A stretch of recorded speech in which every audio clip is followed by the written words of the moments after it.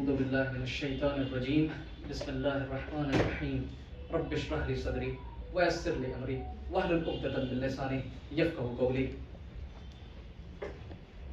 ہم یوم اقبال منا رہے ہیں، اقبال ڈے۔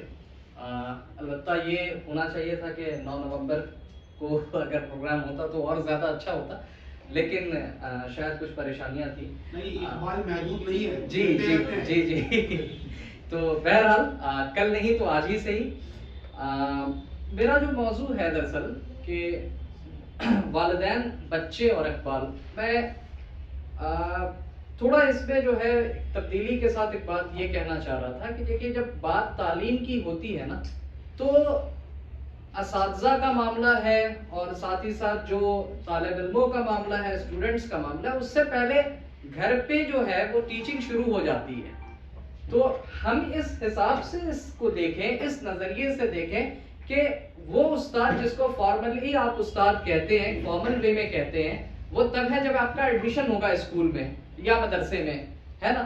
لیکن اس سے پہلے یہ کہا جاتا ہے، ہم نے اپنے بڑوں سے، بزرگوں سے یہی سنا ہے کہ ماں کی جو گود ہے وہ کسی کے لیے پہلی درسگاہ ہے۔ ماں جو ہے وہ کسی بچے کی پہلی استاد ہوتی ہے نا۔ تو پہلی جو استانی ہے ہماری، وہ ہماری مائیں ہیں، اس کے بعد والد صاحب ہیں، ہے نا، پھر گھر کے جو باقی رشتہ دار ہیں، ہے نا، وہ تمام لوگ آئیں گے، باقی تمام افراد، اور اس کے بعد تب جو پروسیس ہے، جو مرحلہ ہے داخلے کا اسکول میں، اور وہاں پہ پھر تعلیم کا جو معاملہ درپیش آتا ہے نا، اساتذہ کیسے پڑھا رہے ہیں اور بچے کس طرح سے پڑھ رہے ہیں، کیا پروسیجر ہے، یہ ساری چیزیں، یہ بعد کی چیزیں۔ اور جیسا کہ سر جب ابھی بات کر رہے تھے تو انہوں نے خود ہی کہا کہ بھائی آپ کتنے بھی اچھی جگہ پر بھیج دیجئے، کتنی اچھی جگہ ہو، لیکن اگر آپ گھر پر توجہ نہیں دیں گے بچوں پر تو معاملہ خراب ہوگا وہاں۔ اگر گھر پر توجہ نہ دی جائے، یہ دعوے کے ساتھ بات کہی جا سکتی ہے کہ کوئی اسٹوڈنٹ ہے، کوئی طالب علم ہے، اگر وہ کسی کمپٹیشن کی تیاری کر رہا ہے اور اس کو ہم نے ہندوستان کے بہترین کوچنگ سینٹر میں ڈال دیا ہو، لیکن وہ جاتا ہے، وہاں کلاس اٹینڈ کرتا ہے، گھر پہ آتا ہے، اپنے بستے کو واپس رکھ دیتا ہے، کتابیں کھول کر نہیں دیکھتا ہے، تو یہ بات دعوے کے ساتھ کہی جا سکتی ہے کہ اس کا جو کمپٹیشن ہے وہ کبھی بھی نہیں نکل پائے گا۔ جو امتحان کو دے گا وہ امتحان کو کوالیفائی نہیں کر پائے گا۔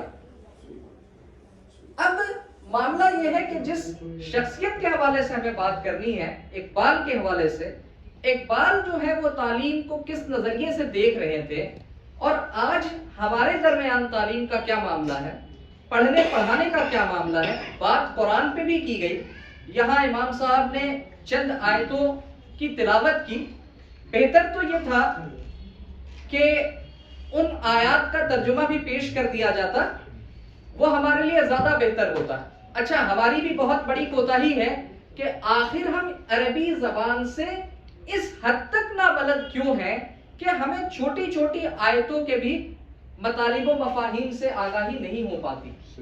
ایسا کیوں ہے؟ ابھی جب امام صاحب ان آیات کی تلاوت کر رہے تھے تو میں غور سے سننے کی کوشش کر رہا تھا، اور ایک آیت کانوں سے ٹکرائی کہ جو لوگ کفر کر رہے ہیں، بے شک ان لوگوں کا معاملہ یہ ہے کہ وہ لوگ خسارے میں جا رہے ہیں۔ سوال یہ ہے کہ ہم نے کفر کو کیا سمجھ رکھا ہے؟ اللہ کا انکار بلا شبہ کفر ہے، لیکن کیا یہ کفر نہیں ہے کہ اللہ کو ماننا اور اللہ کی نہیں ماننا؟ سوال یہ ہے کہ اللہ کو ماننا اور اللہ کی نہیں ماننا، کیا یہ کفر نہیں ہے؟ کفر کے بھی تو درجات ہیں نا، اس کے اقسام ہیں نا۔ تو اصل میں جب علامہ اقبال نے تعلیم پہ کچھ کہنے کی کوشش کی ہے تو اس سے مراد کیا چیز تھی؟ دراصل ایک ہے فارمل ایجوکیشن جو ہمارے اسکولوں میں یا کالجز میں ہو رہے ہیں، ہم پڑھتے لکھتے ہیں، تمام ساری چیزیں ہم دیکھ رہے ہیں، اچھے کوالیفائڈ لوگ ہیں ہمارے درمیان، لیکن انہی کوالیفائڈ لوگوں میں سے آپ کو بہت سے ایسے لوگ مل جائیں گے کہ qualified تو ہیں, they are doctors, engineers, IAS officers, باوجود اس کے آپ کبھی غور کیجئے ان کی زندگیوں پر, کفے افسوس پلیں گے آپ. کیوں؟ ایسے ڈاکٹرز اور انجینئرز بھی اس معاشرے میں پائے جاتے ہیں جو اپنے پیشنٹ کے ساتھ کھلواڑ کر رہے ہیں, جو کسی بلڈنگ کو بنا رہے ہیں, کسی روڈ کو بنا رہے ہیں, وہاں بدعنوانی کر رہے ہیں, وہاں کھلواڑ کر رہے ہیں. اور یہ سارا معاملہ گھر سے شروع ہوتا ہے. گھر میں اپنے لوگوں کے ساتھ بھی یہ بدعنوان ہی ہوتے ہیں, اپنے والدین کے ساتھ بھی یہ بدعنوانی کرتے ہیں, اپنے والدین کے ساتھ بھی یہ نافرمانی کا معاملہ کرتے ہیں. یہ ہے ہمارے سو کالڈ پڑھے لکھے سوسائٹی کے افراد. میں سب کی بات نہیں کر رہا ہوں معذرت کے ساتھ, لیکن ایسے افراد آپ کو بہت ملیں گے. تو آخر اس تعلیم کا فائدہ کیا ہے کہ ایک انسان وہ اپنے ہی جیسے ایک انسان کو اگر نہیں سمجھ پائے گا تو تعلیم سے فائدہ حاصل کیا ہوگا؟ پیسہ کمانا. مسجد کے احاطے میں یہ لائبریری قائم کی گئی ہے. میں اپنے لفظ کو بہت ہی سنبھالتے ہوئے کہہ رہا ہوں کہ اگر پیسہ کمانا ہی دنیا کا مقصد ہے نا, تو معذرت کے ساتھ میں یہ کہہ دوں کہ پیسہ تو وہ بھی کما لیا کرتی ہیں جو آپ سمجھ جائیے, باقی میں کیا کہنا چاہ رہا ہوں سمجھ رہے ہیں نا. تو اس لیے اگر مقصد صرف پیسہ کمانا ہے تو اللہ رب العالمین ہمیں انسان نہیں بناتا, مشین بنا دیتا پیسے چھاپنے کی. بنایا ہے سمجھ کر, بنایا ہے کسی نے کچھ سمجھ کر چشم آدم کو. یہ جو بینائی دی گئی ہے وہ صرف یہ نہیں کہ سامنے کی چیز آپ دیکھ رہے ہیں اسی کی چکا چوند میں آپ ختم ہو جائیں, غرق ہو گئے, ختم ہو جائیں, ختم کر لیں اپنے آپ کو. اللہ نے انسان کو ایک دل دیا ہے, جو میرا موضوع ہے والدین, بچے اور اقبال کا فلسفہ خودی. دراصل یہ خودی کیا ہے, یا اس فلسفے کو اقبال نے کہاں سے لیا ہے؟ کسی نے ایک مغالطے کو ہوا دینے کی کوشش کی تھی ایک زمانے میں کہ نیچے کا جو سپر مین کا تصور ہے وہی اقبال کے ہاں جو ہے وہ مرد مومن کا, اور ایک خودی کو لے کر چلنے والے مرد مومن کا جو تصور ہے اقبال کا, وہ وہاں سے لیا گیا ہے, نیچے کے سپر مین سے. حالانکہ دونوں میں زمین آسمان کا فرق ہے. وہ کیسے ہے وہ بتا رہا ہوں میں آپ کو. قرآن کے اندر ایک آیت ہے کہ ان لوگوں کی طرح نہ ہو جانا جنہوں نے اپنے آپ کو, جنہوں نے اللہ سے خود کو غافل کر لیا, تو اللہ نے کیا کیا کہ ان کو ان سے بھی غافل کر دیا. قرآن کی ایک آیت کا مفہوم ہے کہ ان لوگوں کی طرح نہ ہو جانا جن لوگوں نے خود کو اللہ کی ذات سے غافل کیا, نتیجتاً اللہ رب العالمین نے کیا کیا, ان کو خود اپنی ذات سے غافل کر دیا. اسی غفلت کا نتیجہ آج یہ ہے کہ معاشرے میں ڈاکٹرز بن رہے ہیں, انجینئرز بن رہے ہیں, IAS آفیسرز آپ کو مل جائیں گے, بڑے بڑے سائنسداں آپ کو مل جائیں گے. اچھے انسان کو جب ڈھونڈنے نکلیں گے ہم, بہت کم لوگ ہیں جن کے بارے میں کہا جا سکتا ہے کہ ہاں اچھے انسان ہیں. ہمارے ایک دوست ہیں, ایک عرصہ انہوں نے ملیشیا میں گزارا. ملیشیا کے بارے میں انہوں نے بتایا کہ وہاں میں نے دیکھا کہ تربیت کس طرح سے ہوتی ہے بچوں کی. مطلب والدین یہ سمجھا رہے ہیں کہ بیٹا کیا بننا ہے اس پہ بہت زیادہ نہیں سوچنا ہے, سوچنا ہے لیکن بہت زیادہ نہیں. یہ سوچو اچھا انسان کیسے بننا ہے, باقی اللہ نے جو تقدیر میں لکھا ہوگا اور جو آپ کے ایفرٹس ہوں گے, جو آپ کی قوتیں ہوں گی, وہ آپ کو وہاں تک لے جائیں گی, ہے نا. آپ کے قدر کے ذریعے آپ وہاں تک پہنچ جائیں گے. اب ہمارے یہاں یہی مسئلہ ہے. یہ کتنی خراب بات ہے کہ ہمارے کالج میں, ہمارے یونیورسٹیز میں اسٹوڈنٹس علم حاصل کر رہے ہیں اور ایک گریجویشن یا ایک ماسٹرز کی ڈگری کے بعد لڑکا یہ کہے کہ ہم تو بھائی ایتھسٹ ہو چکے ہیں, ہم تو ملحد ہو چکے ہیں, ہم تو رب کو مانتے ہی نہیں ہیں. اور آج کے وقت میں یہ سب سے بڑا فتنہ ہے. لوگ کہیں گے آپ کیسی بات کر رہے ہیں, آپ یہ کہہ رہے ہیں کہ اسکول اور کالج سے چھٹی کرا دیجئے لوگوں کی. نہیں, ہرگز میں یہ نہیں کہہ رہا ہوں. میرے کہنے کا مقصد دراصل یہ ہے کہ ہمارے نظام تعلیم میں کہیں نہ کہیں کوئی بڑی خرابی ہے.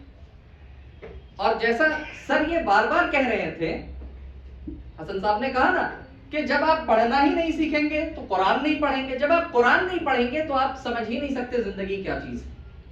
اسٹیفن ہاکنس بہت بڑے سائنسداں تھے، لیکن آخر معاملہ کیا ہوا؟ جو شخص زندگی بھر یہ کہتا رہا کہ there is no God، کوئی خدا نہیں ہے، آخرکار ایک وقت ایسا آیا کہ خدا نے کہا کوئی اسٹیفن ہاکنس نہیں ہے۔ وہ شخص جس نے زندگی بھر یہ دعویٰ کیا کہ کوئی خدا نہیں ہے، ایک دن خدا نے یہ کہا کہ اسٹیفن ہاکنس کوئی نہیں ہے نا، بس ایک نام تھا، ایک شخص تھا، اس کو ایک نام ملا تھا، کچھ ذہن میں نے اسے اعلیٰ قسم کا دے دیا تھا، کچھ حالات اس کے لیے سازگار کر دیے تھے، اور اب وہ ساری چیزیں میری ہی تو دی ہوئی تھی، میں نے واپس لے لی۔ خودی کیا ہے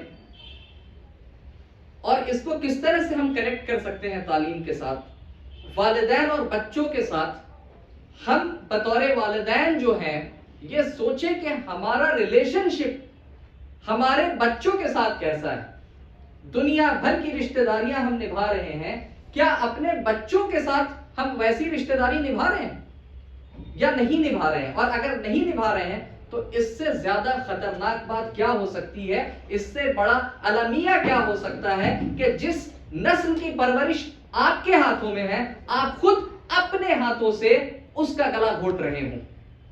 اس سے زیادہ خطرناک بات کیا ہو سکتی ہے؟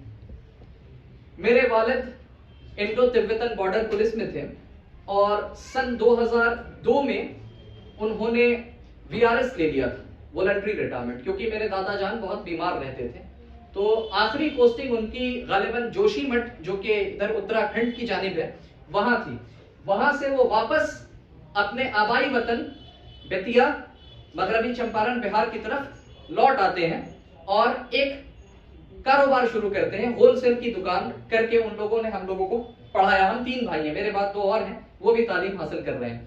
تو جب پڑھانا شروع کیا تو اس کے بعد ایک موقع آیا، کہا کہ بیٹا یہاں پہ کچھ اچھے اسکولز کی کمی ہے، یا اگر اچھے اسکولز ہیں وہاں تو کن کے ہیں؟ وہ مشنریز کے ہیں، AG مشن اور نوٹر ڈیم، یہ تمام اسکول ہیں وہاں پہ، سنٹ زیویئرز وغیرہ۔ میں حیران ہوں کہ پورے اس بیتیا شہر میں جو کہ 6-7 کلومیٹر کے دائرے میں پھیلا ہوا ہے، مسلمانوں کے اس زمانے میں صرف 2 اسکول ہوا کرتے تھے، ایک درسگاہ اصلاحی، ایک الفلاح پبلک اسکول۔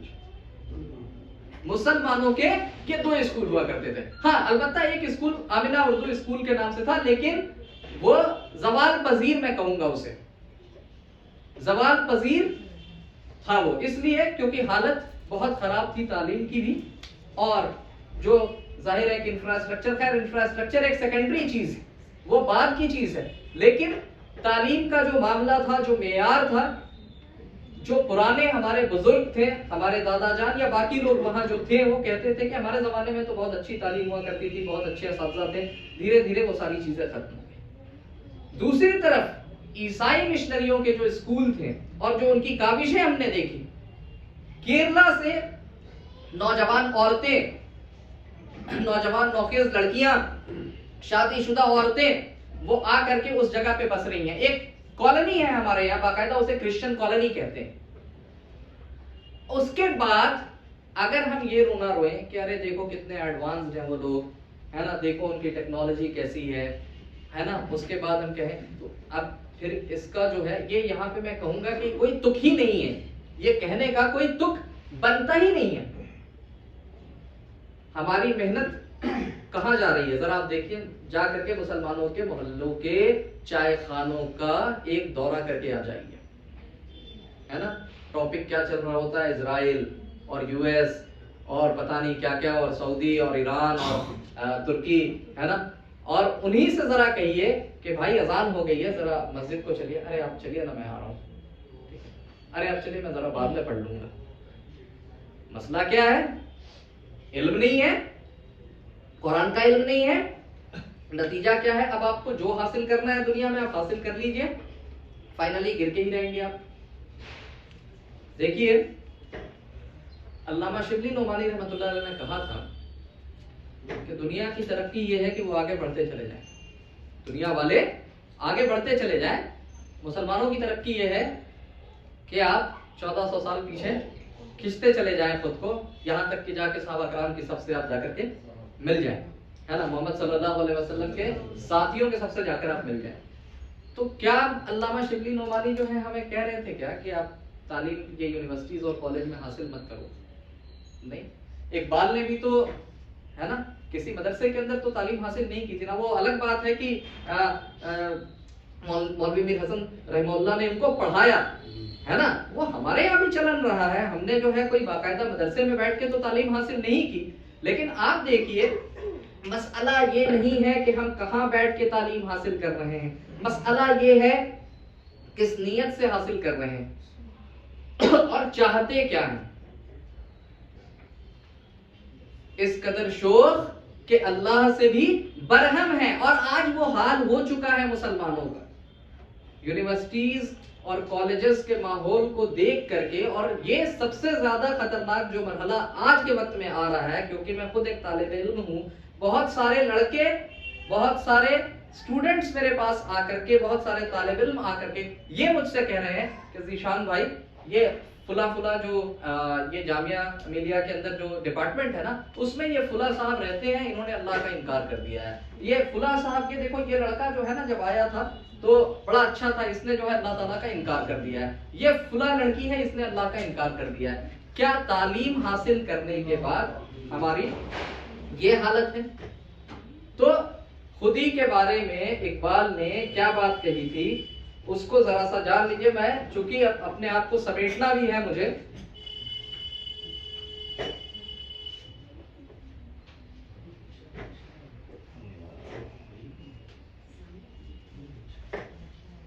اقبال کا ہی ایک شعر ہے, خودی وہ بحر ہے جس کا کوئی کنارہ نہیں, تو آب جو اسے سمجھا اگر تو چارہ نہیں.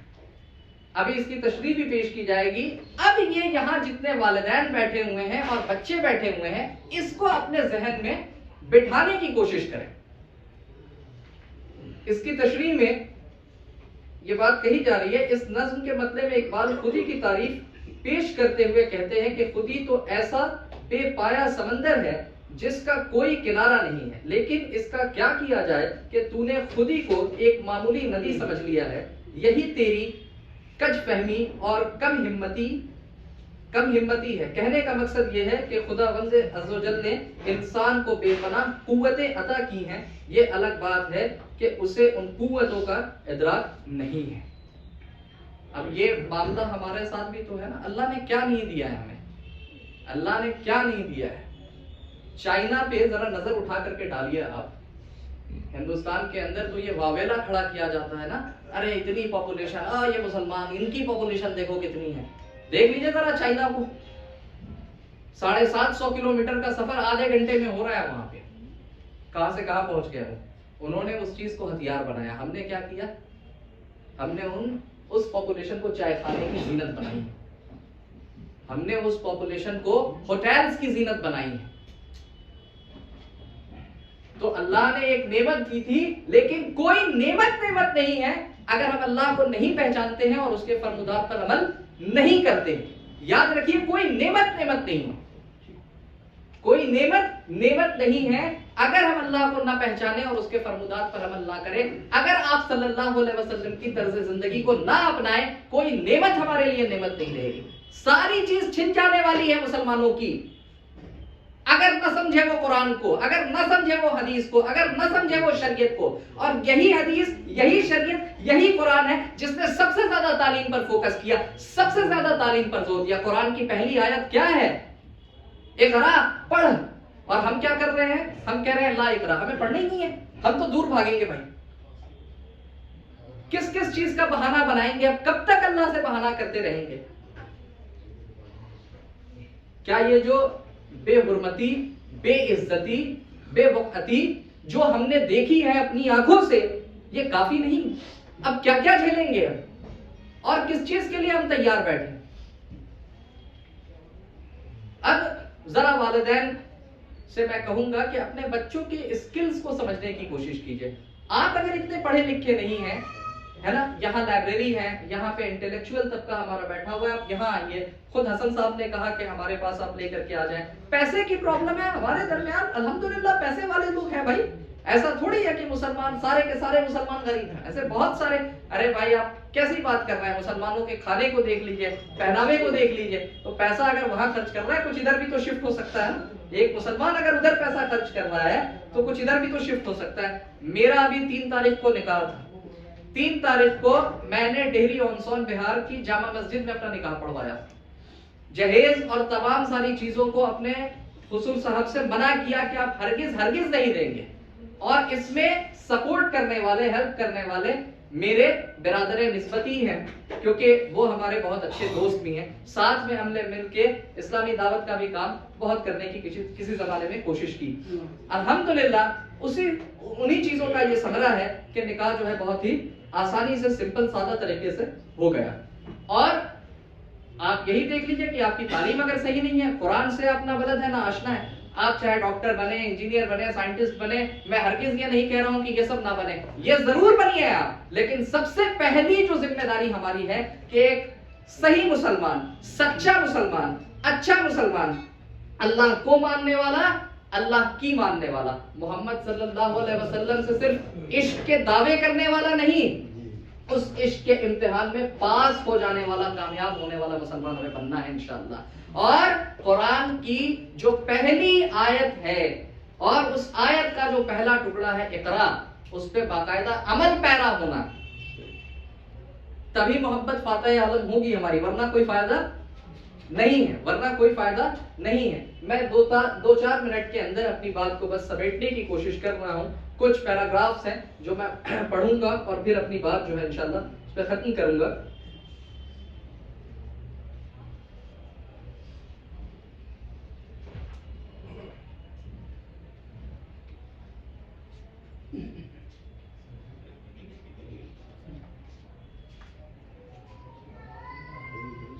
علامہ اقبال کے تعلیمی تصورات یا فلسفہ تعلیم کے متعلق کتب و مقالات کی شکل میں اب تک جو کچھ لکھا گیا ہے اس میں تعلیم کے اصطلاحی مفہوم سے کہیں زیادہ تعلیم کے عام مفہوم کو سامنے رکھا گیا ہے. یعنی جو کچھ لکھا گیا ہے اس میں درس و تدریس، تعلیم یا طلبہ و مدارس کے توسط سے پیدا ہونے والے مسائل سے بحث کرنے کے بجائے عام طور پر وہی باتیں کہی گئی ہیں جو اقبال کے فکر و فن یا فلسفہ خودی و بے خودی یا تصور فرد و جماعت کے حوالے سے ان کو ایک بزرگ مفکر یا عظیم شاعر ثابت کرنے کے لیے کہی جاتی ہیں. حالانکہ ان باتوں کا تعلق تعلیم کے اصطلاحی مفہوم سے نہیں بلکہ تعلیم کے اس عام مفہوم سے ہے جس کے دائرے میں ہر بزرگ اور صاحب نظر فلسفی یا شاعر کا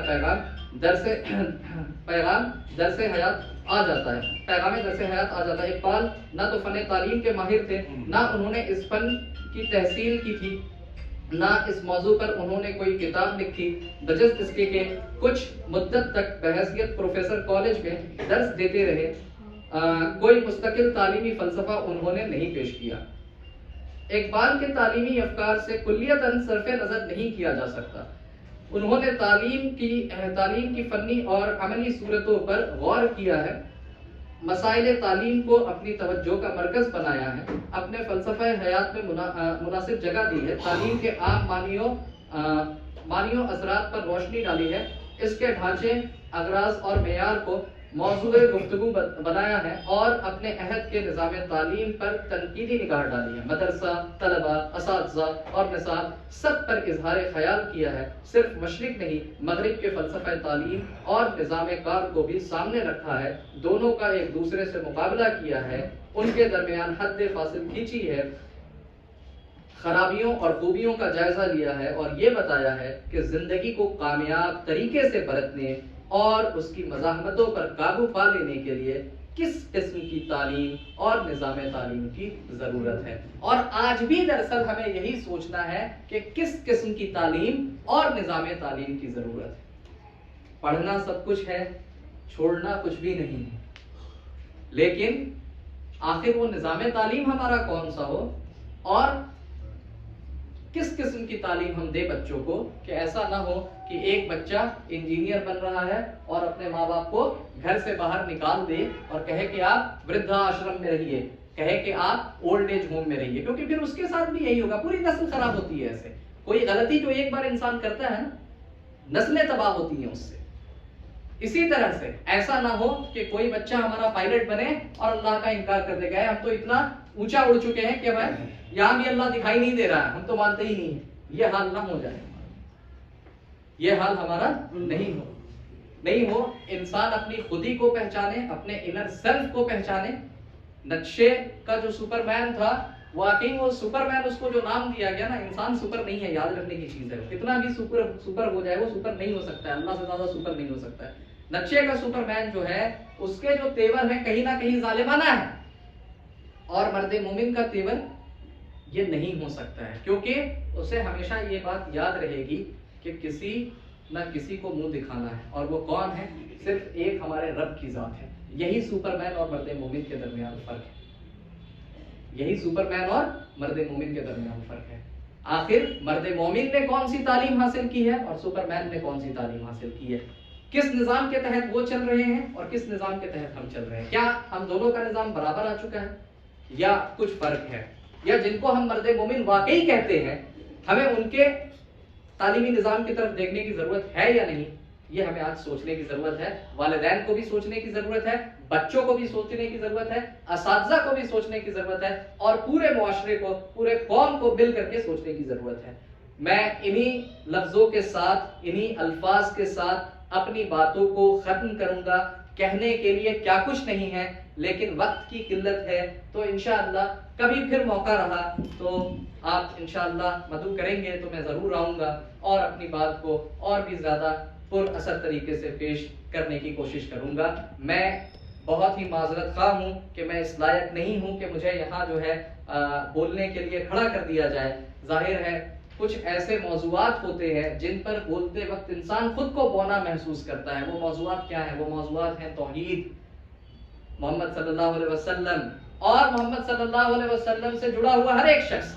کتنا عشق تھا اس شخص کو محمد صلی اللہ علیہ وسلم کے ساتھ، کتنی محبت تھی اس شخص کو محمد صلی اللہ علیہ وسلم کے ساتھ. ایسے لوگوں کے بارے میں بولنا ایسا ہے جیسے خود کو مطلب چھوٹا منہ بڑی بات کی مثال جو دی جاتی ہے وہی ہے. تو میں بہت ہی بونا محسوس کرتا ہوں ان موضوعات پر بولتے ہوئے. کچھ بہت ہی ہمت کر کے یہاں تھوڑی دیر کے لیے کھڑا ہوا ہوں. آپ حضرات کا بہت شکریہ. میری غلطیوں کو، میری کوتاہیوں کو، میری کمیوں کو معاف فرمائیں، اور جو کچھ فائدے کی چیز ہے انشاءاللہ اللہ سے دعا کروں گا کہ اس سے کچھ فائدہ آپ حضرات حاصل کرنے کی کوشش کریں. میرے بزرگوں، میرے دوستوں، محترم حضرات و خواتین، بہت شکریہ آپ کا. السلام علیکم ورحمۃ اللہ وبرکاتہ.